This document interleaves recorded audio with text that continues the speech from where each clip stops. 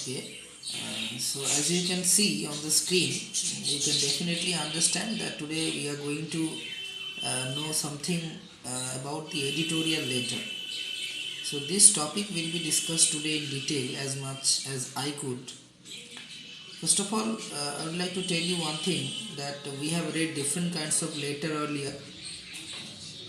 For example, we have learned personal letter, we have learned application letter, complaint letter, advertisement. So there are so many letters we have learned.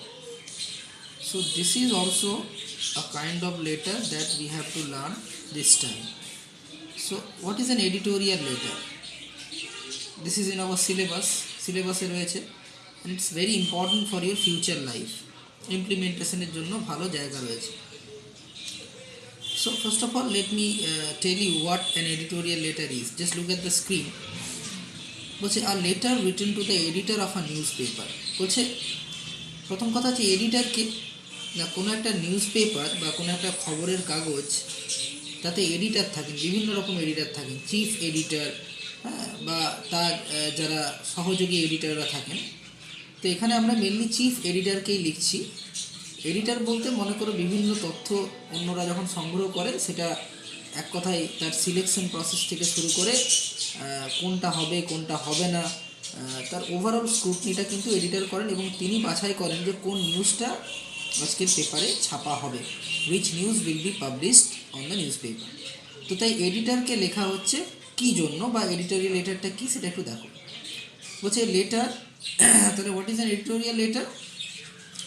Letter written to the editor. এডিটরকে একটা letter আমরা লিখবো of a newspaper expressing your concern and opinion. তুমি তোমার মতামত এবং তোমার যে বক্তব্য সেটা ব্যাখ্যা করে, এক্সপ্রেস করে অন আ স্পেসিফিক ম্যাটার, কোনো একটা বিশেষ বিষয় নিয়ে, so that it gets published on a column of that news paper. যাতে ওই নিউজ পেপারের কোনো একটা কোলামে, নিউজ পেপারে বিভিন্ন কোলাম থাকে, তো তার কোনো একটা কোলামে যাতে সেটা পাবলিশ করা যায়, সেই উদ্দেশ্যে তুমি যখন নিউজ পেপারের এডিটরকে চিঠি লিখছো, that is known as the editorial letter. Okay, now look at the next point. বলছে why is an editorial letter written.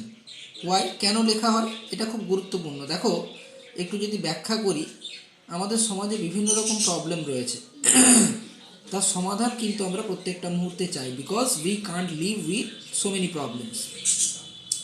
কখনো কখনো আমরা সেই প্রবলেমগুলো সমাধানের জন্য তার যে বিভিন্ন অফিস বা দপ্তরে আমরা যাই বারবার, কিন্তু যখন সেই সমস্যার সমাধান হয় না, আর আমরা জানি যে newspaper is a very strong medium of communication, is a strong medium of, কী বলবো, একটা একটা একটা বার্তা পৌঁছে দেওয়ার, হ্যাঁ, ব্রডকাস্টিংয়ের একটা কিন্তু খুব বড় মিডিয়াম হচ্ছে নিউজ পেপার, বা আজকালকার যুগে television also plays the same role.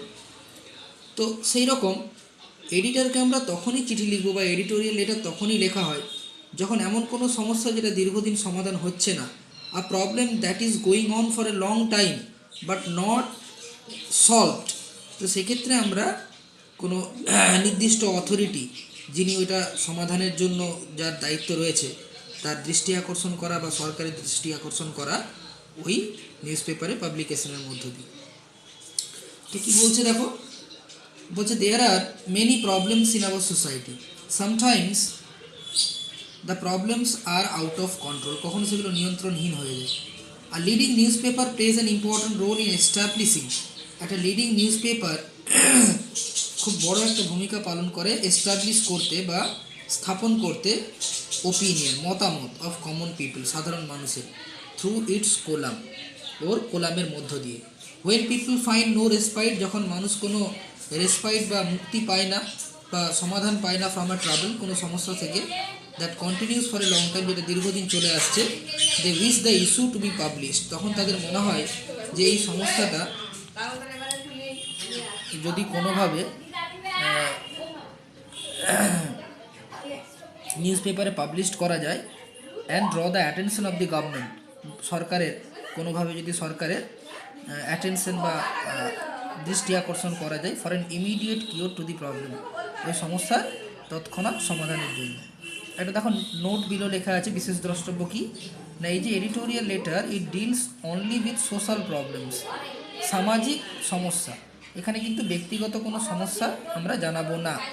So when we are writing a letter to the editor, we will always take care of the matter that we are going to deal with only the social problems, not any personal problem.